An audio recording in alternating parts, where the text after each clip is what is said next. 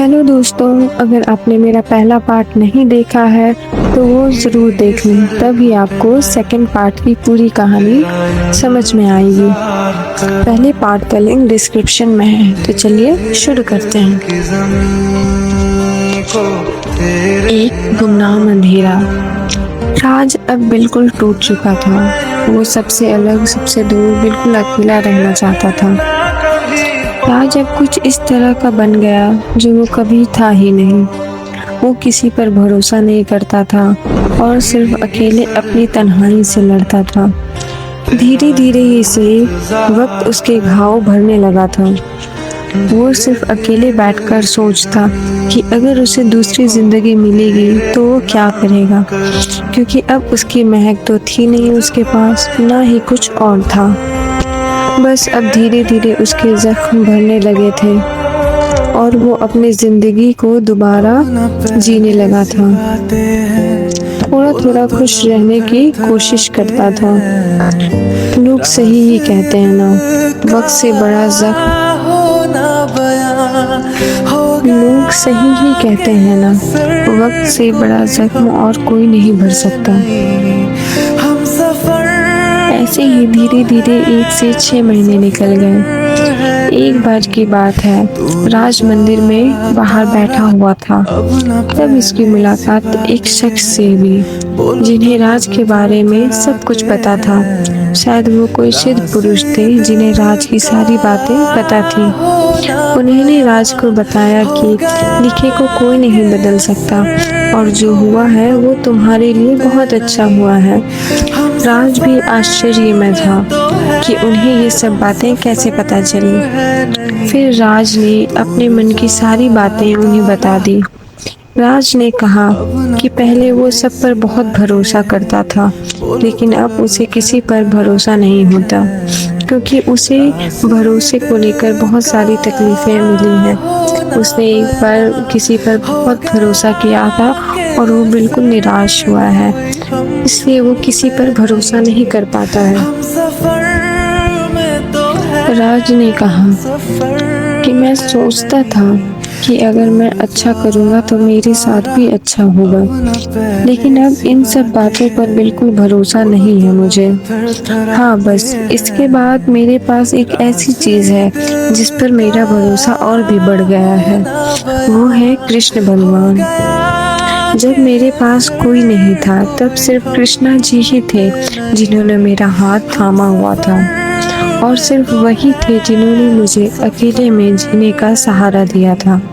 बस वही थे जो मुझे रोते वक्त चुप कराते थे और मुझे आगे बढ़ने के लिए इशारे देते थे।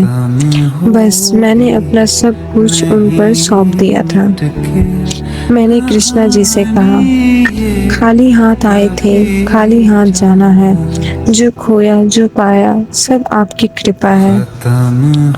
उस सिद्ध पुरुष ने राज की सारी बातें सुनी और उन्होंने कहा कि तुम जिसके लिए रो रहे हो उससे ज़्यादा बेहतर होगा तुम्हारे आने वाले कल में, तो तुम बिल्कुल चिंता मत करो।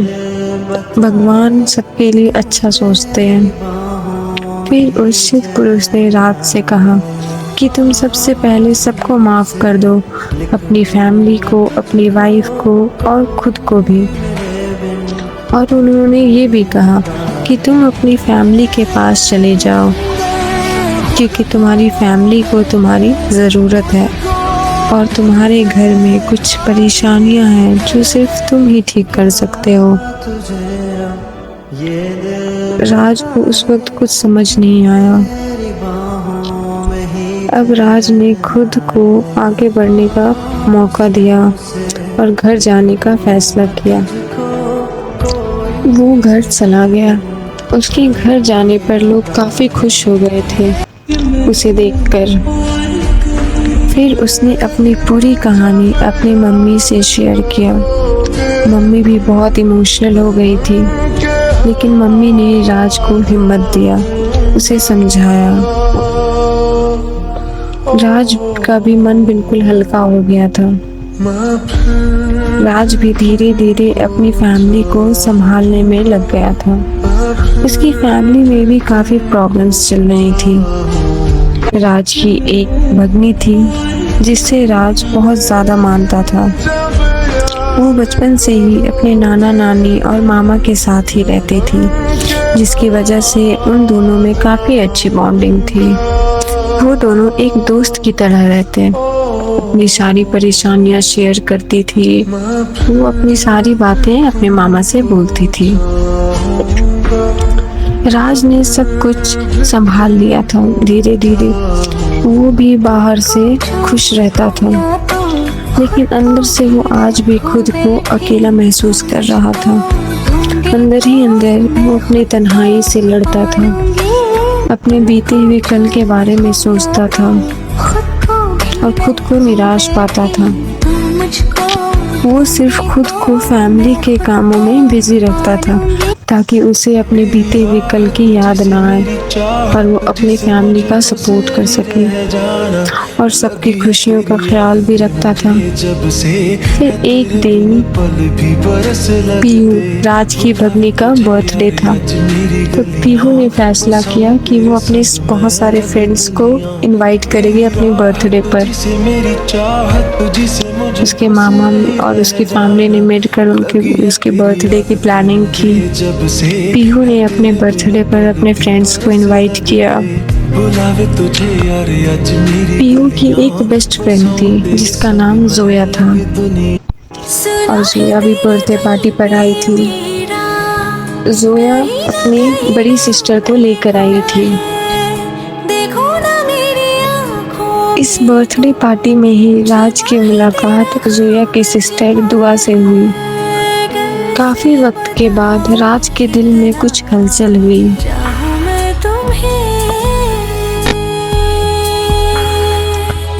तो ये पार्ट यहीं पे ख़त्म करते हैं। नेक्स्ट पार्ट के लिए हमें लाइक और सब्सक्राइब कीजिए और जानिए कि आखिर दुआ के आने से राज की ज़िंदगी में क्या होता है। क्या दुआ राज के बंद दरवाज़ों को खोल देती है, या दुआ भी अपनी खुशबू के साथ हवा में बह जाती है, या दुआ सिर्फ लोगों की दुआओं में ही रहती है। ये सब जानने के लिए नेक्स्ट पार्ट के लिए कमेंट कीजिए।